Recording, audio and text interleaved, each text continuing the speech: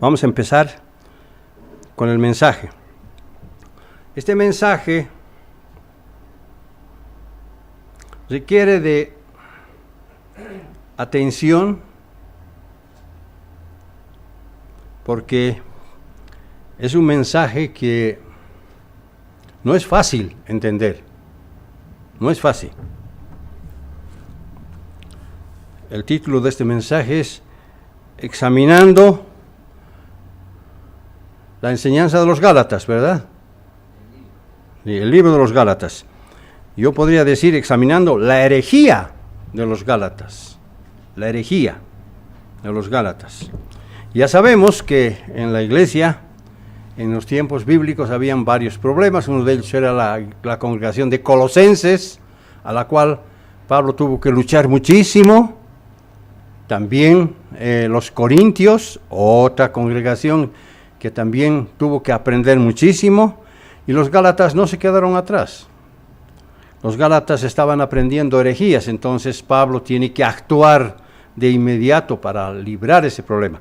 Todas estas cosas que pasaron en tiempos bíblicos son enseñanzas y lecciones para cada uno de nosotros. Nosotros aprendemos y sabemos entonces y conocemos también de que en los tiempos bíblicos habrían problemas en las congregaciones. O sea que eso no es algo nuevo para nosotros. Cuando han habido también problemas que hemos tenido que pasar nosotros, bueno, siempre en la iglesia han habido problemas, como lo estamos viendo ya con 3 ejemplos que he mencionado. Entonces ahora vamos a ver, vamos a examinar en qué consistía la herejía de los Gálatas. Y lamentablemente, como vamos a ver, esta enseñanza se ha diversificado muchísimo en las congregaciones, en las iglesias que no forman parte del grupo de la iglesia de Dios, de las eras de la iglesia de Dios, como ser los evangelistas, los protestantes, etcétera, que aprendieron de esta herejía y eso lo han venido manteniendo hoy. Pero vamos a ver en qué consiste esto.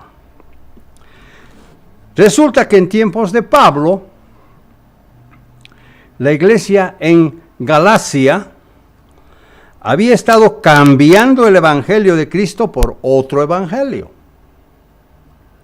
Esto lo leemos en la carta del apóstol Pablo.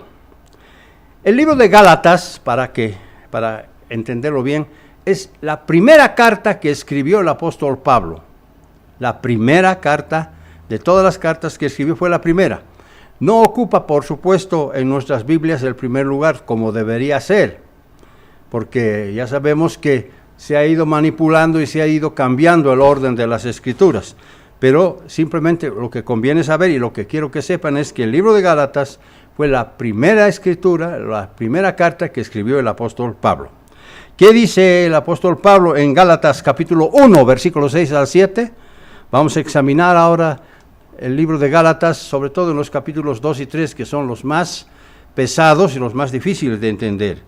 Gálatas capítulo 1, versículos 6 al 7. Gálatas capítulo 1, versículos 6 al 7. Fíjense cómo empieza su carta el apóstol Pablo con la iglesia que estaba en Galacia, a los Gálatas. Dice: estoy maravillado de que tan pronto os hayáis alejado del que os llamó, por la gracia de Cristo, para seguir un evangelio diferente. Estaba sorprendido el apóstol Pablo cuando se enteró de eso. Versículo 7. No que haya otro, es decir, no que haya otro evangelio, sino que hay algunos que os perturban y quieren pervertir el evangelio de Cristo. Era algo muy serio que estaba ocurriendo en Galacia y por eso Pablo decidió actuar. En los siguientes versículos Pablo continúa analizando y corrigiendo este delicado problema que habían tenido los Gálatas. Vayamos al versículo 8. Versículo 8 de Gálatas 1. Mas si aún nosotros, o un ángel del cielo, os anunciare otro evangelio diferente del que os hemos anunciado sea anatema. Versículo 9.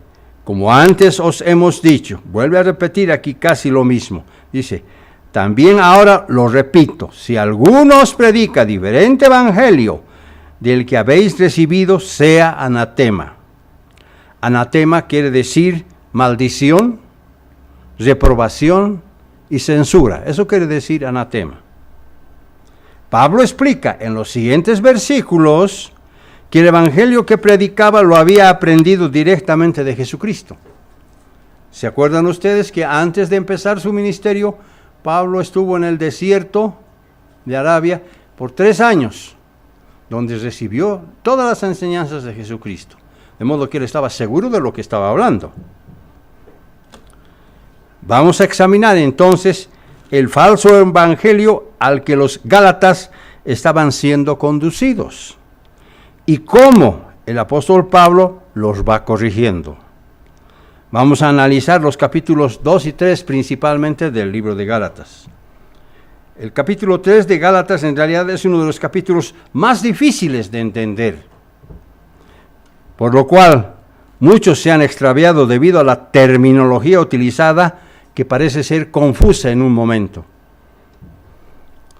Empecemos pues por preguntarnos, ¿cuál era ese falso evangelio al que los hermanos gálatas estaban siguiendo? ¿Cuál era el falso evangelio al que los hermanos gálatas estaban siguiendo?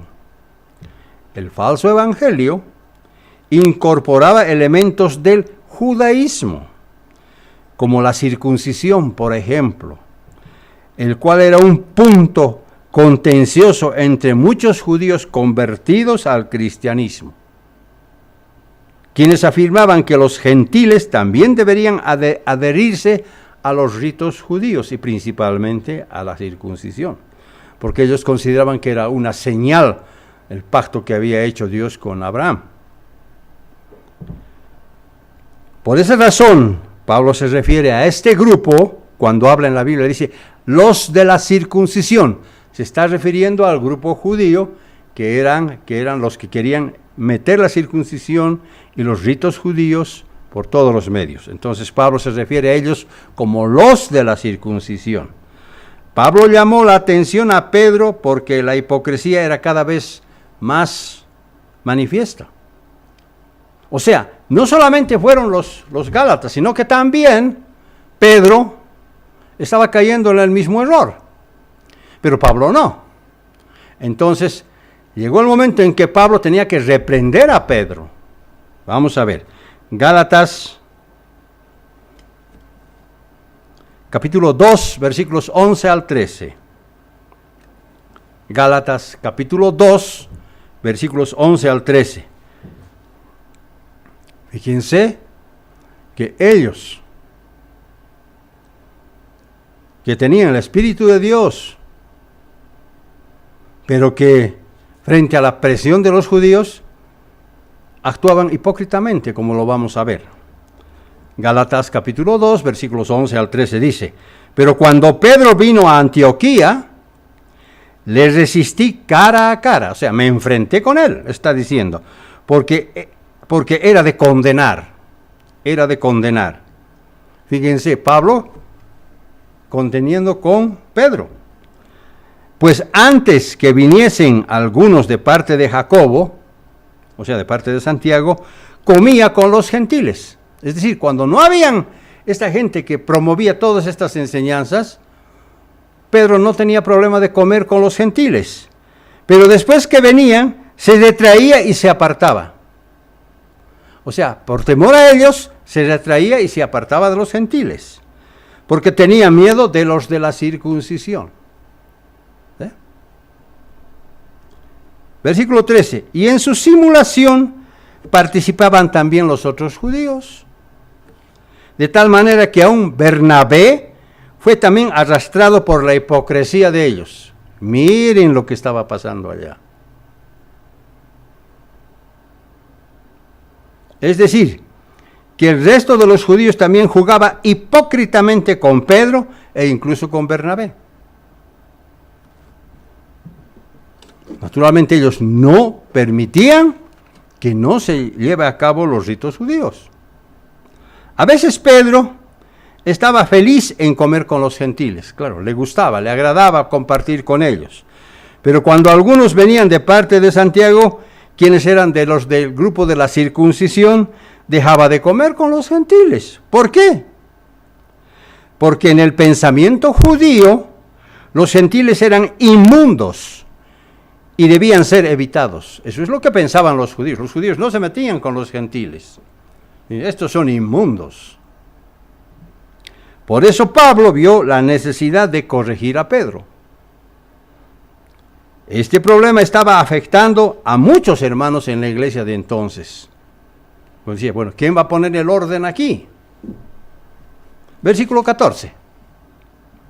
Pero cuando vi que no andaban rectamente conforme a la verdad del Evangelio, dije a Pedro delante de todos, si tú siendo judío vives como los gentiles y no como judío, ¿por qué obligas a los gentiles a judaizar? ¿Qué quiere decir eso? Que Pedro estaba contagiado ya de los judaizantes. ¿Por qué obligas a los gentiles a judaizar? Los herejes de la iglesia en Galacia estaban enseñando que los gentiles tenían que adherirse a las costumbres ceremoniales judías. ¿Por qué estaban tratando de hacerlo? ¿Cuál era la razón? Porque esos falsos maestros creían que estaban justificados por guardar las leyes ceremoniales. Eso es lo que creían. Creían que estaban justificados por guardar las leyes ceremoniales. Aquí viene entonces una pregunta.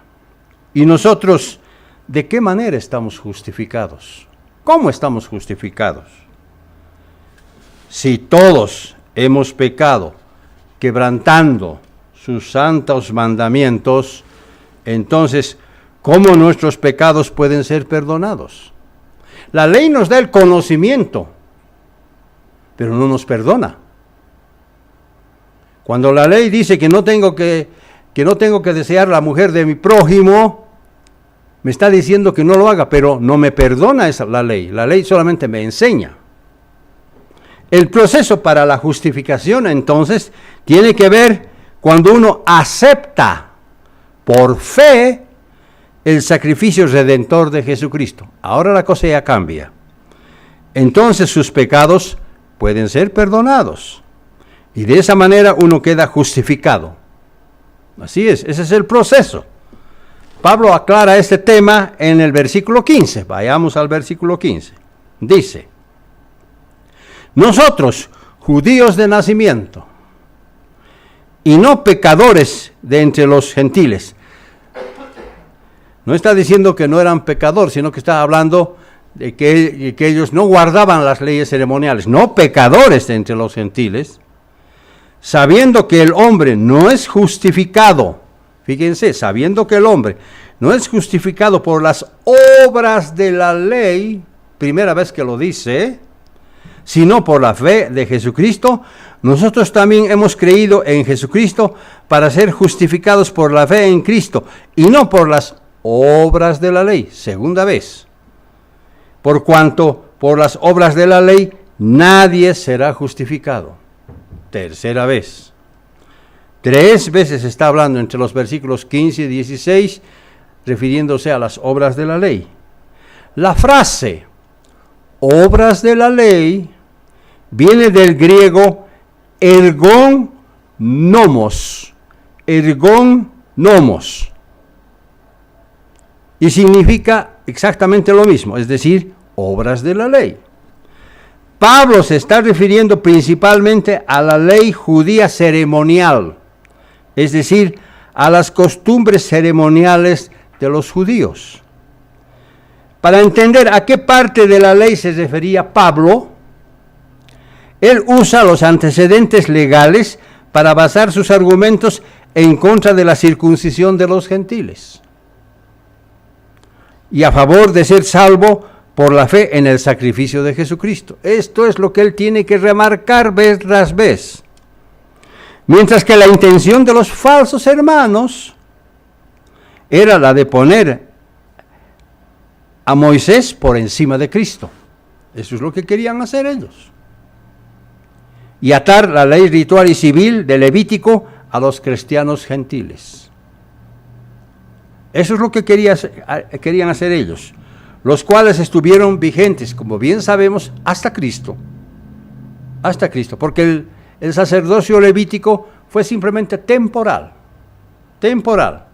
Como ya vimos la semana pasada, el nuevo orden sacerdotal viene de Melquisedec. Hay un cambio del sacerdocio levítico al sacerdocio de Melquisedec, el cual es de Jesucristo y que viene de los judíos. Un cambio de sacerdocio. Pero aquí ellos, los judíos, no entendían todavía este problema.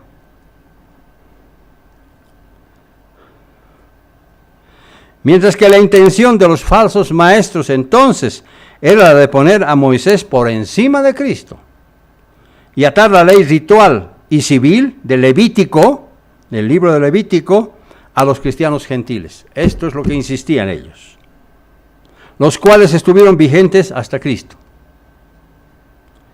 Pero no estaban incluidos los 10 mandamientos. A ver, entendamos bien. ¿Esas ceremonias rituales incluían los 10 mandamientos? No estaban incluidos, porque no son parte de las costumbres ceremoniales judías, las cuales vinieron mucho más tarde a través de Moisés. Prueba de lo que digo, ¿qué pasa con Génesis 12, por ejemplo? Cuando la Biblia dice que Abraham obedeció los mandamientos. Eso dijo mucho antes de que nacieran los hijos, los nietos, las tribus de Israel, Moisés, etc. De modo que los 10 mandamientos no forman parte de las ceremonias judías, las cuales vinieron mucho más tarde a través de Moisés. Este punto que estoy mencionando, que es clarísimo, que nosotros lo entendemos, las iglesias protestantes no lo entendieron así. Pablo usa en Gálatas 2:16 la frase obras de la ley porque su atención estaba enfocada en el contexto inmediato, no en la totalidad de la ley mosaica, por supuesto. Pablo no estaba eliminando por completo la ley mosaica, no, sino los aspectos ceremoniales.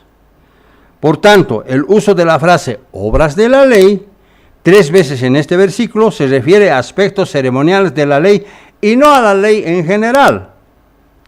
Al repudiar las obras de la ley, Pablo no está rechazando a Moisés, sino a la mentalidad legalista de los judíos que se basaban en ritos para hacerse superiores a los demás y así merecer, supuestamente, según ellos, el favor de Dios. Esa era su posición, esas eran sus creencias, esas eran sus afirmaciones. En realidad, las obras de la ley, vigentes bajo el antiguo pacto, no son necesarias para el cristiano, ya que no influyen en su salvación. Una prueba de ello lo tenemos con la oración modelo que Jesucristo nos enseñó. Los 5 sacrificios están metidos en la oración modelo. Nosotros ya no necesitamos hacer los sacrificios que se hacían en el Antiguo Testamento, porque ahora los sacrificios son espirituales,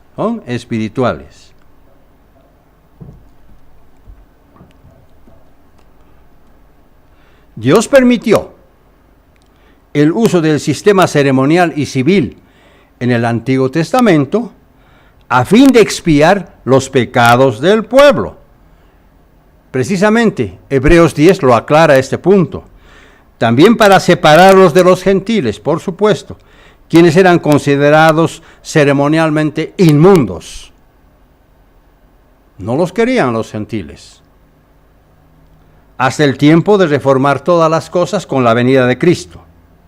Así es el sistema, ese era el hecho mismo. Estas obras de la ley eran un verdadero yugo para el pueblo judío y no tenían nada que ver con la santa, justa y perfecta ley de Dios. No tenía nada que ver.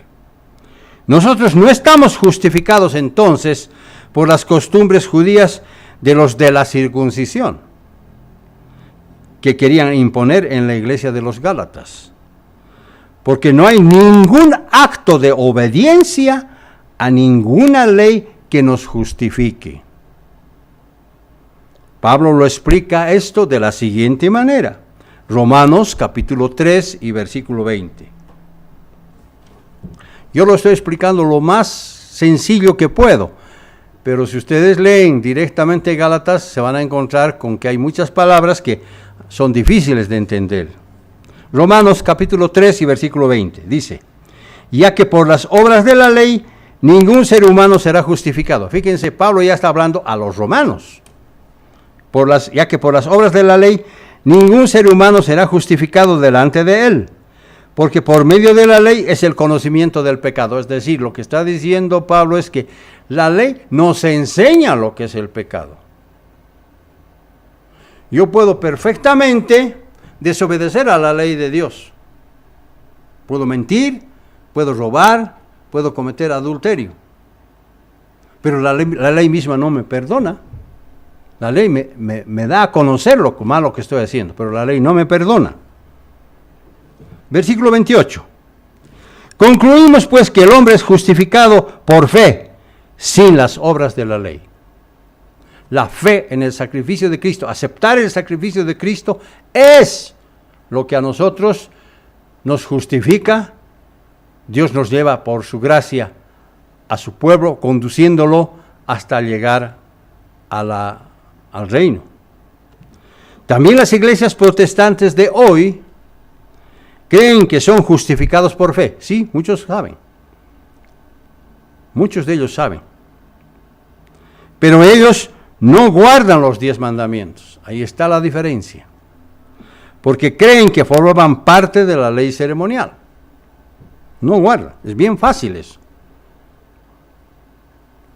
En cambio, la Iglesia de Dios cree que somos justificados por fe, por supuesto, pero también estamos obligados a guardar los 10 mandamientos sin las obras de la ley ni las costumbres judías.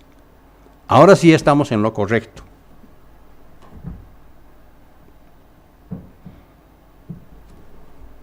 Versículo 21.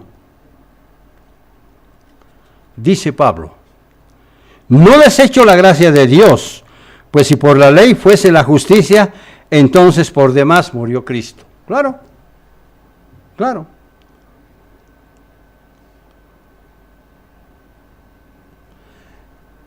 Si la ley nos justificara, entonces ¿para qué murió Jesucristo? No habría razón de su muerte. Pero la ley no nos justifica, la ley nos muestra lo que es el pecado. Si solo fuésemos justificados por la ley, entonces la muerte de Cristo en la cruz estaría por demás. Pero no es así. Sin embargo, necesitamos entender las 2 siguientes escrituras. Hay 2 escrituras más que vamos a ver que pueden confundirnos. La primera de ellas, Salmos 119, versículo 172. Tan conocido este pasaje. Salmos 119, versículo 172. Dice: hablará mi lengua tus dichos, porque todos tus mandamientos son justicia. ¿Pero acaso no acabamos de decir lo contrario hace un momento? La otra escritura, Romanos capítulo 7, versículo 12. De manera que la ley, a la verdad, es santa, y el mandamiento santo, justo y bueno. Eso es lo que dice el apóstol Pablo a la iglesia de Roma. ¿Cómo pueden ser los mandamientos ser justicia y ser santos, justos y buenos, si la justificación no viene a través de ellos? ¿Cómo debemos entender entonces esto?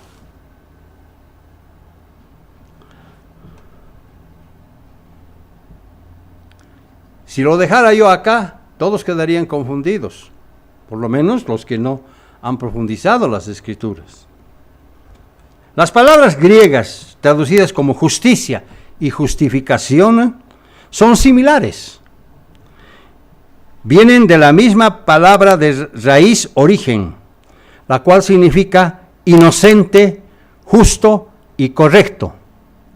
No siempre una palabra la tenemos que entender de una manera, sino de acuerdo a la circunstancia y de acuerdo a lo que la palabra significa. Así que una traducción más consistente del versículo 21 sería: no dejo de lado la gracia de Dios, la cual es importante, porque si la justificación viene a través de la ley, ahora ya la cosa es otra cosa, ¿ves? Ya suena diferente. Entonces Cristo murió en vano. Si la justificación viene a través de la ley.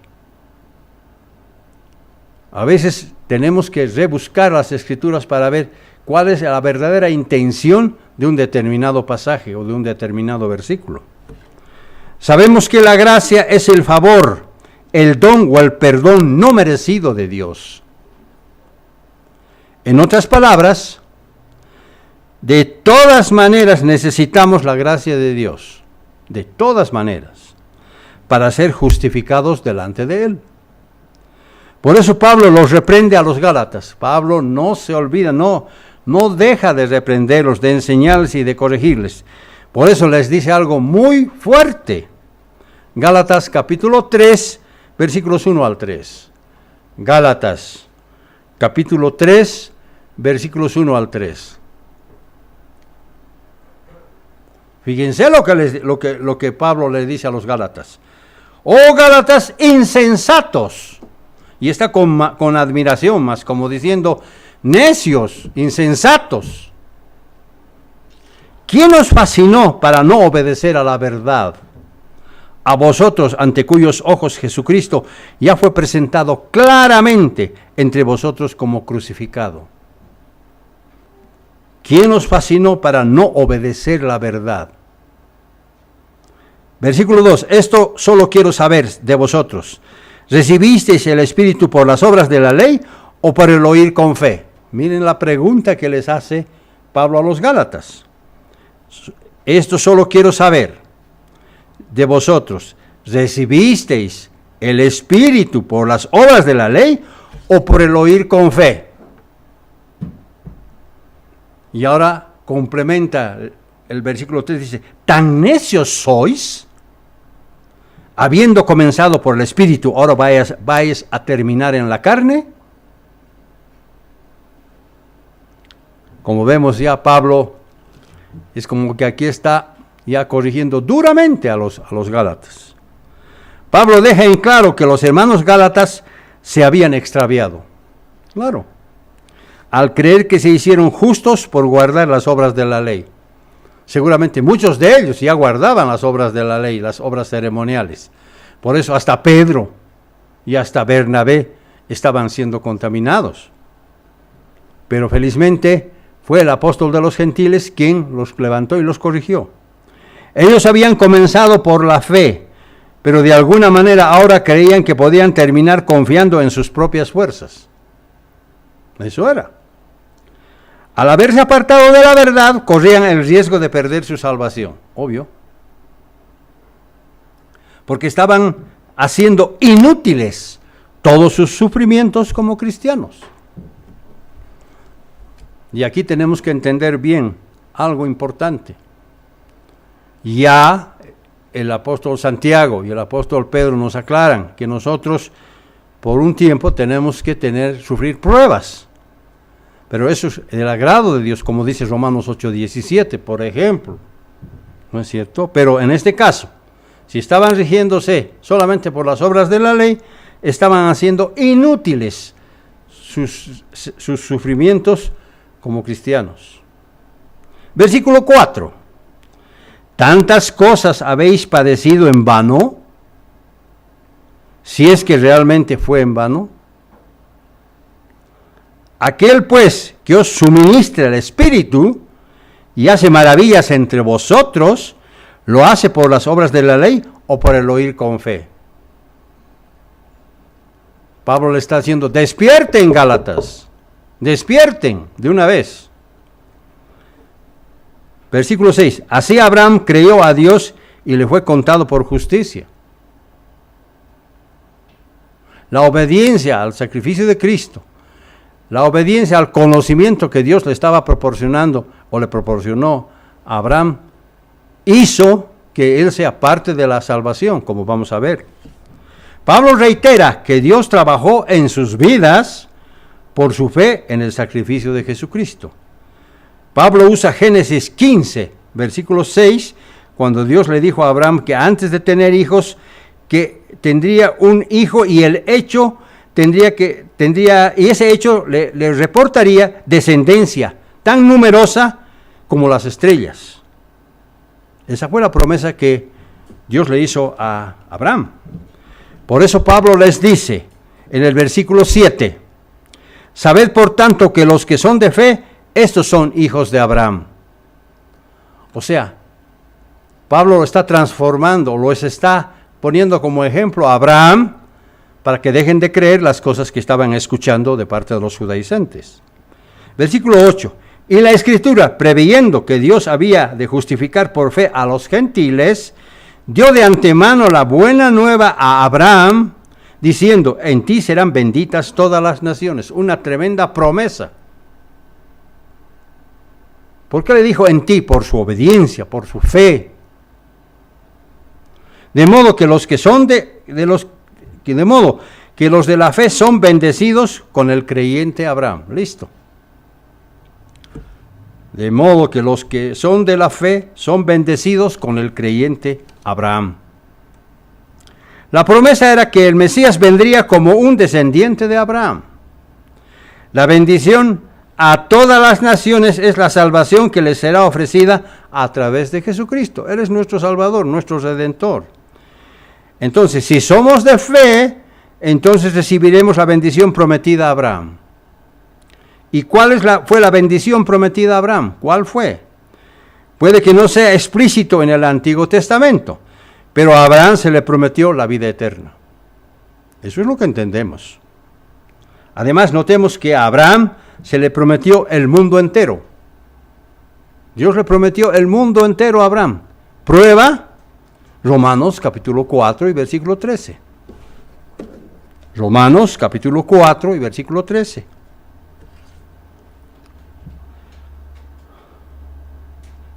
Romanos 4, versículo 13 dice, porque no por la ley fue dada a Abraham o a su descendencia la promesa de que sería heredero del mundo.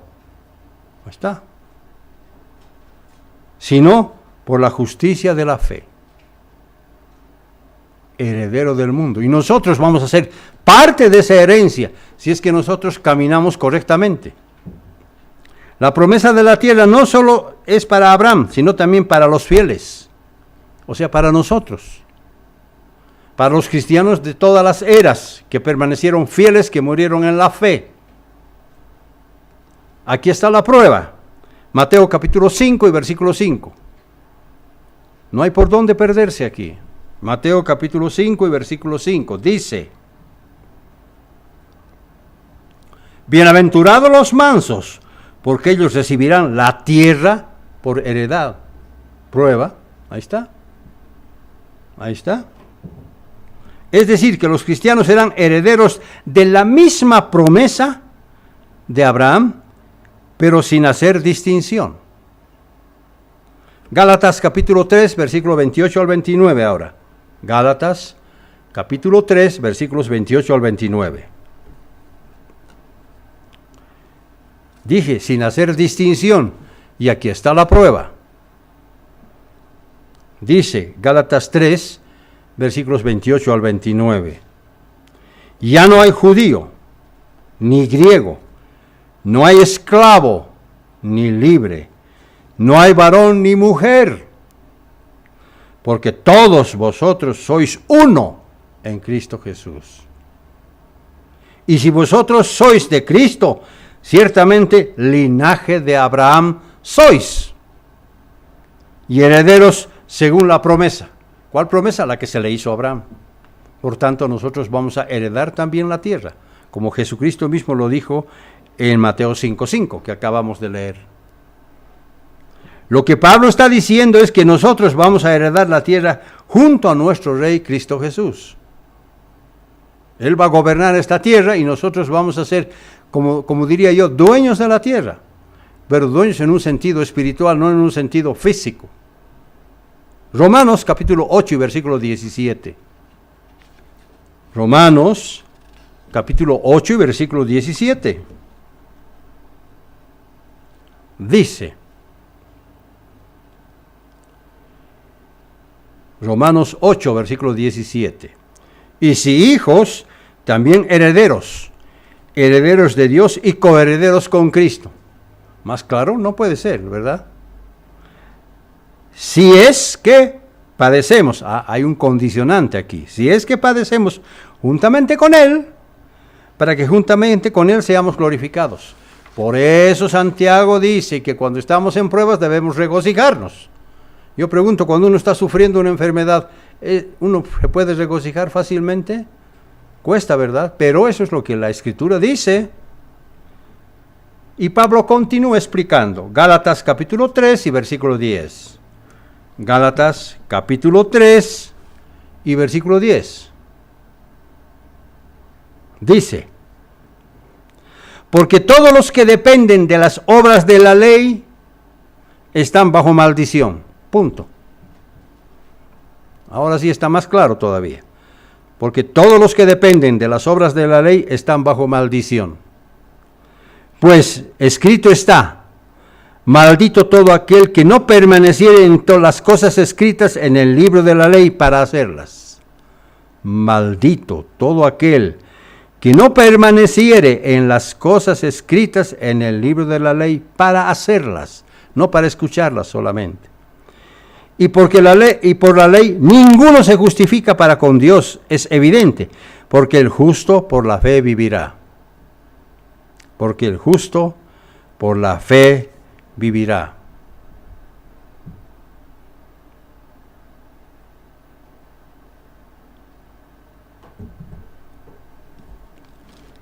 Aquí no dice, aquí hay mucha gente, sobre todo no en la iglesia, fuera de la iglesia, que han malentendido esta palabra, el justo por la fe vivirá. Pablo está citando, en este caso, a Deuteronomio 27, versículo 26, que dice lo mismo. El justo por la fe vivirá. Y sabemos que cualquiera que quebranta la santa ley de Dios está bajo maldición. Claro. Claro. Por supuesto que todos hemos quebrantado la ley. No hay uno que pueda decir, yo no. No, todos hemos quebrantado la ley. Por eso Pablo también cita al profeta Habacuc en el capítulo 2 y versículo 4, al decir que el justo vivirá por fe. Ya en el Antiguo Testamento, en los profetas, ya estaba escrito esto. En Deuteronomio 27, 26, ya estaba escrito eso. No era nada nuevo lo que Pablo estaba hablando, como algunos pensaron. Versículo 12. Y la ley no es de fe, sino que dice, el que hiciere estas cosas vivirá por ellas. Cristo nos redimió de la maldición de la ley, versículo 13. Hecho por nosotros maldición, porque está escrito, maldito todo aquel que es colgado de un madero. Cristo nos redimió de la maldición de la ley, hecho por nosotros maldición, porque está escrito, maldito el que es colgado de un madero. También el apóstol Santiago defiende la santa, justa y perfecta ley de Dios con estas palabras. Santiago capítulo 2 y versículo 10.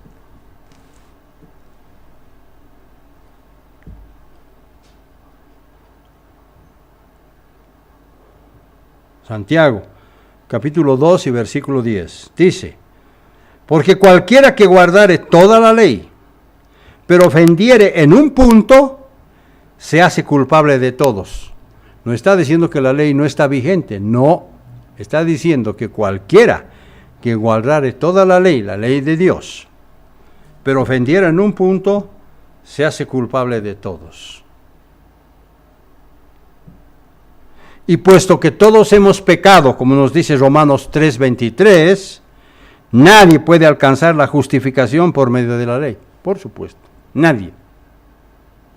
Los judíos pensaban eso, pero estaban muy equivocados. La única manera entonces de ser justificados es a través del sacrificio de Cristo. ¿Por qué? Porque Cristo, al haber sido crucificado y colgado de un madero, como un criminal, nos redimió de la maldición de la ley. Listo. Y esto nosotros lo aceptamos por fe. Gálatas capítulo 3 y versículo 14 ahora.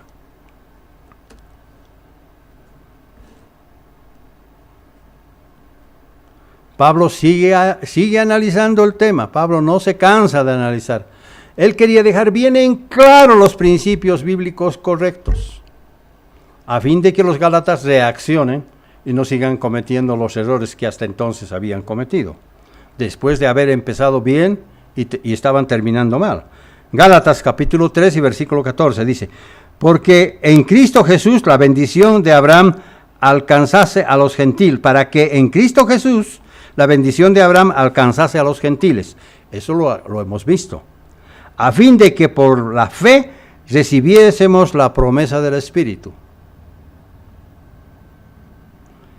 Versículo 15. Hermanos, hablo en términos humanos. Un pacto, aunque sea de hombre, una vez ratificado, nadie lo invalida ni le añade. Nadie lo invalida ni le añade. Ahora bien, a Abraham fueron hechas las promesas, versículo 16, y a su simiente. No dice a las simientes como si fuesen muchos, sino como de uno, a su simiente, la cual es Cristo. Versículo 17. Esto pues digo, el pacto previamente ratificado por Dios para con Cristo, la ley que vino 430 años después, no lo abroga para invalidar la promesa.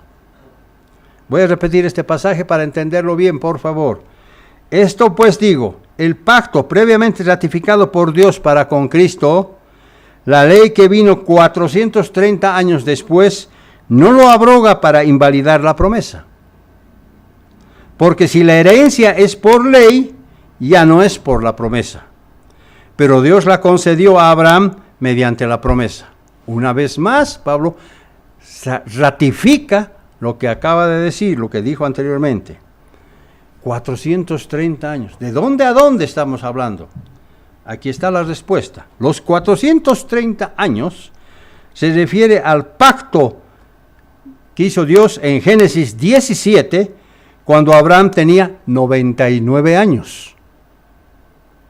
Porque es el único pasaje que menciona la edad que tenía Abraham entonces. ¿Y por qué dice 430 años? Fácil. Esto ocurrió el año 1873 antes de Cristo.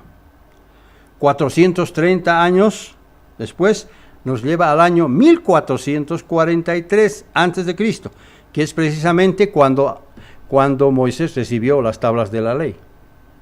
Ahora ya entendemos todo, ya no hay duda.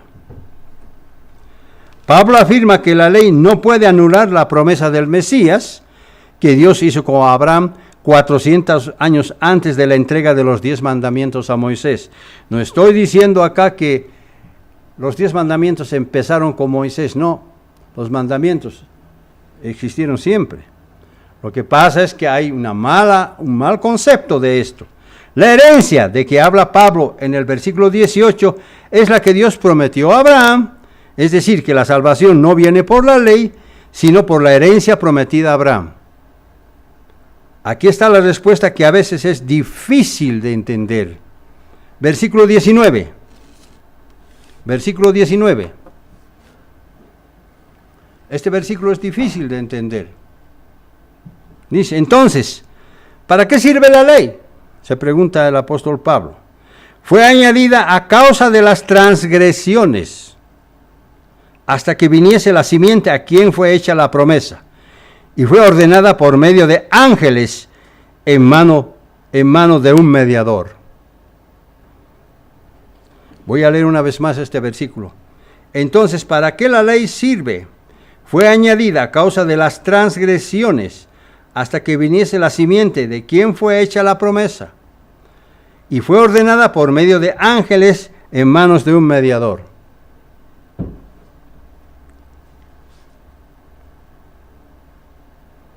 Esta traducción es malísima. Tiene errores esta traducción. En primer lugar, ¿qué es un mediador? ¿Quién es el mediador del versículo 19? ¿Quién es? La palabra traducida como ángeles, que también está ahí, en realidad significa mensajeros. El original dice mensajeros, no dice ángeles. Mensajeros, es decir, puede referirse al reino angelical como también a mensajeros humanos, como el caso de Moisés o los profetas. De modo que está forzada esta traducción. El mediador es Dios mismo, como lo certifica el siguiente versículo que dice, y el mediador no lo es de uno solo, pero Dios es uno. 21. Luego, ¿la ley es contraria a las promesas de Dios? En ninguna manera, porque si la ley dada pudiera vivificar, la justicia fuera verdaderamente por la ley. Vuelve a escribir lo mismo, pero de otra manera. Lamentablemente, la frase fue añadida a causa de las transgresiones es una traducción muy pobre, porque está mal traducida. Por eso la gente no entiende bien. Lo explicamos ahora por qué está mal traducida. Y ahora voy a acudir al griego. Resulta que las palabras añadir del versículo 15 y del versículo 19 han sido traducidas de dos palabras griegas diferentes, no son las mismas. La del versículo 15 es epidiatasomai y significa nombrar junto, mientras que la del versículo 19 es protitsemi, que significa anexar o poner junto a. Dos palabras que tienen diferente significado, pero que los traductores lo pusieron igual. Así que una mejor traducción del versículo 19 sería, esta es la traducción más correcta. Entonces, ¿para qué sirve la ley? Fue colocada junto a la promesa del Mesías a causa de las transgresiones. Ahora sí está bien traducida. Junto a la promesa del Mesías a causa de las transgresiones. Por eso muchas veces, para entender la profundidad de la palabra de Dios, tenemos que sumergirnos al griego o al hebreo y buscar el significado real de cada palabra. Pero falta algo más. ¿Qué quiere decir a causa de las transgresiones? ¿Qué quiere decir a causa de las transgresiones? Romanos 3:20 responde de la siguiente manera. Romanos 3:20 dice, porque por medio de la ley es el conocimiento del pecado. Listo. O sea, fue puesta junto a la promesa del Mesías, por causa de que el hombre iba a fallarle a Dios, iba a pecar. Eso es lo que está diciendo. Eso es lo que significa. Es decir, que la ley fue puesta al lado de la promesa del Mesías para mostrarnos lo que realmente es el pecado. Pero ¿acaso eso significa que ya no debemos guardar los mandamientos toda vez que el Mesías ya vino? Por supuesto que no. Porque la ley no está en contra ni en conflicto con las promesas del Mesías. No está en contra ni en conflicto con las promesas del Mesías. ¿Se dan cuenta ustedes? Entonces, este libro de Gálatas tiene muchas cosas que analizar. Pablo lo aclara de esta manera, Gálatas capítulo 3 y versículo 21. Gálatas capítulo 3 y versículo 21 dice, luego la ley es contraria a las promesas de Dios, de ninguna manera, porque si la ley dada pudiera vivificar, la justicia fuera mente por ley. Mas la Escritura lo encerró todo bajo pecado, para que la promesa que es por fe en Jesucristo fuese dada a los creyentes. Listo. Ahora está claro. En otras palabras, la justificación viene a través de la fe en el sacrificio de Cristo, porque la ley ha confinado a todos bajo pecado. Y puesto que todos hemos pecado, estábamos destituidos de la gloria de Dios, mientras que la promesa de vida eterna viene a través de su Hijo, del Hijo de Dios, Jesucristo. Ahora vemos la diferencia que hay entonces entre la ley y la fe en el sacrificio de Cristo. Versículo 23. Pero antes que viniese la fe, estábamos confinados bajo la ley. Claro. Encerrados para aquella fe que iba a ser revelada. De manera que la ley ha sido nuestro ayo para llevarnos a Cristo, a fin de que fuésemos justificados por la fe. Pero venida la fe, ya no estamos bajo ayo, pues todos los hijos de Dios por la fe, pues somos hijos de Dios por la fe en Cristo Jesús. Ayo significa maestro, educador, profesor, instructor, pedagogo, tutor, guía y mentor. Todo esto significa ayo. Es decir, antes de que viniera Cristo, la ley que se puso junto a la promesa fue nuestro instructor o tutor para ayudarnos a entender que Cristo espera que de nosotros el estándar más alto de obediencia a su santa, justa y perfecta ley. Ahí está la cosa. Estas cosas que estoy hablando, por supuesto, no están en la Biblia, pero ustedes las están anotando para que ya entenderlas mucho mejor. De tal manera que si cualquier persona viene de afuera y dice, a ver, explícame el libro de Gálatas, ustedes ya saben cómo explicar. Tampoco nos olvidemos que cuando vino Cristo, Él magnificó la ley. ¿Acaso Jesucristo anuló la ley? ¿Acaso Jesucristo dijo, la ley de los 10 mandamientos no está más vigente? No. Cuando vino Cristo, Él magnificó la ley. Cumplió lo que estaba escrito en Isaías 42, 21. Ya estaba escrita desde antes. Isaías 42, 21. Dice, el Eterno se complació por amor de su justicia en magnificar la ley y engrandecerla. Ahí está pues. Ya estaba escrito en tiempos de Isaías, en los años 700 antes de Cristo. Y sin embargo, los judíos duros no querían entender. Por eso aquellos que afirman que los 10 mandamientos fueron crucificados con Jesús, están lamentablemente muy equivocados. He aquí la prueba. Primer ejemplo. Éxodo capítulo 20 y versículo 13. Cuando hacemos una afirmación o negamos algo, tenemos que probarlo. Porque si no, lo que afirmamos no vale. Prueba. Primer ejemplo. Éxodo capítulo 20 y versículo 13. Dice, no matarás. Eso dice Éxodo 20, aunque la traducción está mal hecha también. La traducción correcta es, no cometerás homicidio. No cometerás homicidio. Pero bueno, lo dejamos así como está. Pero Cristo enseñó que ni siquiera debemos enojarnos con alguien sin causa. No solamente matarlo, sino ni siquiera debemos enojarnos. ¿Dónde está esto? Mateo capítulo 5, versículos 21 al 22. O sea, no solamente no debemos de matar, sino ni siquiera debemos enojarnos. Jesucristo está magnificando la ley. Mateo capítulo 5, versículos 21 al 22 dice, oísteis que fue dicho a los antiguos, no matarás, y cualquiera que matare será culpable de juicio. Pero yo os digo, cualquiera que se enoje con su hermano será culpable de juicio, y cualquiera que diga necio a su hermano será culpable ante el concilio, y cualquiera que diga fatu, o sea, tonto, quedará expuesto al infierno de fuego.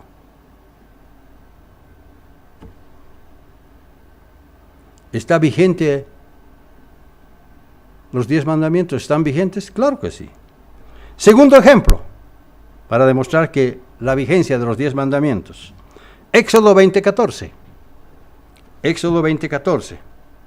¿Qué dice? No cometerás adulterio. Estoy poniendo 2 ejemplos nada más. Podía haber puesto más. No cometerás adulterio. Pero Cristo enseñó que ni siquiera debemos codiciar a una mujer en nuestra mente. O sea, no solamente debemos cometer el adulterio físicamente hablando, sino ni siquiera debemos pensar en nuestra mente el hacerlo. Eso es lo que está magnificando la ley. Mateo capítulo 5, versículos 27 al 30.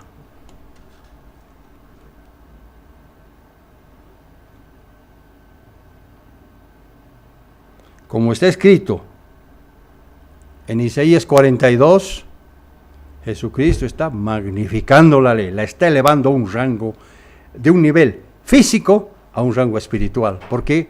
Porque Romanos 7:14 dice que la ley es espiritual, mas yo vendido al pecado, dice todavía Pablo. Mateo capítulo 5, versículos 27 al 30 dice, oísteis que fue dicho, no cometerás adulterio. Está hablando Jesucristo. Pero yo os digo que cualquiera que mira a una mujer para codiciarla, ya adulteró con ella en su corazón. Está magnificando la ley. Versículo 29, por tanto, si tu ojo derecho te es ocasión de caer, sácalo y échalo de ti, pues es mejor que se pierda uno de tus miembros y no que todo tu cuerpo sea echado al infierno, o sea, al lago de fuego. Versículo 30, y si tu mano derecha te es ocasión de caer, córtala y échala de ti, pues mejor es que se pierda uno de tus miembros y no que todo tu cuerpo sea echado al infierno, o sea, al lago de fuego. Jesucristo está magnificando la ley, la está elevando a un nivel espiritual. La ley es espiritual. Ahora fíjense lo que dijo. Un judío que guardara los 10 mandamientos estaría mucho más cerca de la mente de Cristo que un gentil que no los guarda.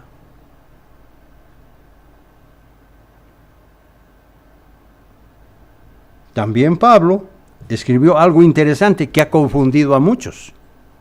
Romanos capítulo 6 y versículo 14.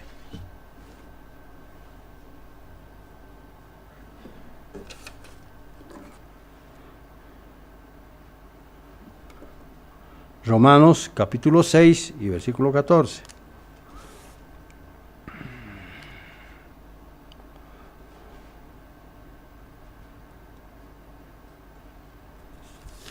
Dice, porque el pecado no se enseñoreará de vosotros, pues no estáis bajo la ley, sino bajo la gracia.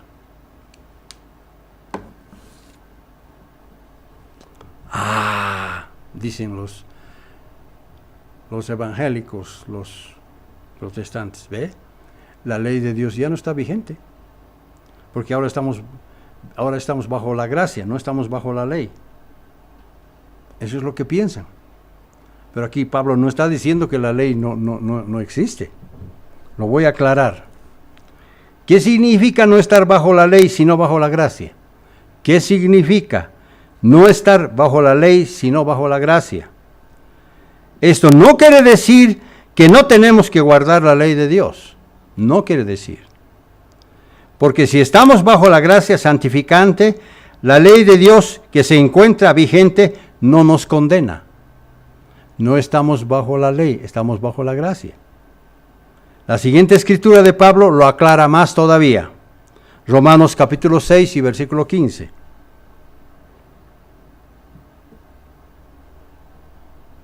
Romanos capítulo 6 y versículo 15. Dice, ¿qué pues? ¿Pecaremos porque no estamos bajo la ley, sino bajo la gracia? En ninguna manera.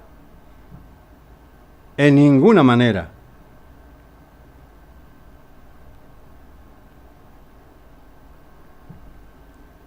Es decir, si violamos la ley de Dios, automáticamente dejamos de estar bajo la gracia y caemos bajo la condena de la ley. ¿La ley está vigente? Claro que está. En cambio, estar bajo la gracia significa que una persona no está bajo la condena de la ley y por tanto está libre del juicio de Dios debido a su fidelidad, obediencia y fe. La gracia de Dios es positiva, la condena de la ley es negativa, por supuesto. Gálatas capítulo 3, versículos 26 al 29. Gálatas capítulo 3, versículos 26 al 29.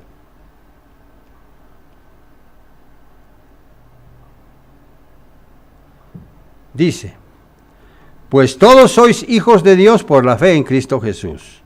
Porque todos los que habéis sido bautizados en Cristo, de Cristo estáis revestidos.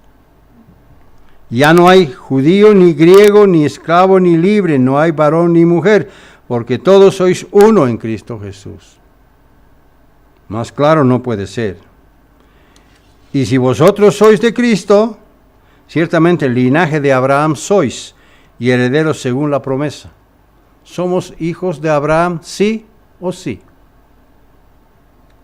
En otras palabras, Cristo vive su vida en cada uno de nosotros, o por lo menos debe vivir su vida en cada uno de nosotros.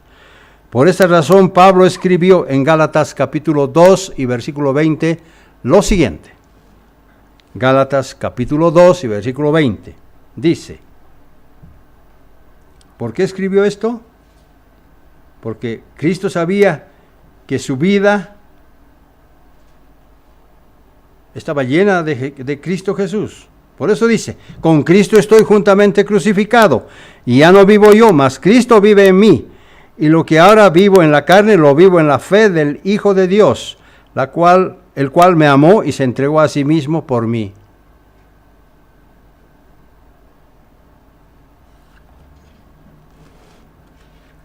Todos, definitivamente, somos iguales en Cristo, porque somos herederos de la misma promesa, independientemente de si somos descendientes físicos de Jacob o no, sin importar nuestra condición social y sin importar nuestro género, porque Dios no hace acepción de personas.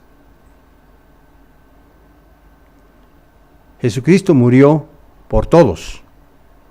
Tenemos acceso a la promesa porque ahora que pertenecemos a Cristo, somos considerados espiritualmente semilla de Abraham y por tanto vamos a participar de la misma promesa que Dios le hizo a nuestro padre Abraham. En conclusión, vimos que este tema tiene mucha importancia para nosotros, porque tiene que ver con nuestra salvación. No podemos entender las cosas de una manera torcida o a medias, o estar dudando. Por eso los animo a repasar los capítulos 2 y 3 de Gálatas en su casa. Repasen Gálatas 2 y 3 en su casa. Espero que la terminología les sea útil para su comprensión. Jamás debemos desviarnos de la única verdad vigente, como ocurrió en el pasado con los grupos de protestantes salidos de Roma. Porque ellos no guardan los 10 mandamientos, pensando que ya son justos solamente por fe. Por supuesto que Satanás se encargó de confundirlos, haciéndolos caminar en medio de oscuras tinieblas. Nosotros no podemos caer en ese error. Y como bien afirma Pablo, ahora Cristo vive en nosotros, porque nos encontramos viviendo bajo su gracia santificante, permaneciendo justificados por la fe en el sacrificio de nuestro hermano mayor y siendo celosos en guardar los santos mandamientos hasta nuestro maravilloso encuentro con nuestro príncipe de paz, Cristo Jesús. Esa es la enseñanza, asimilémosla.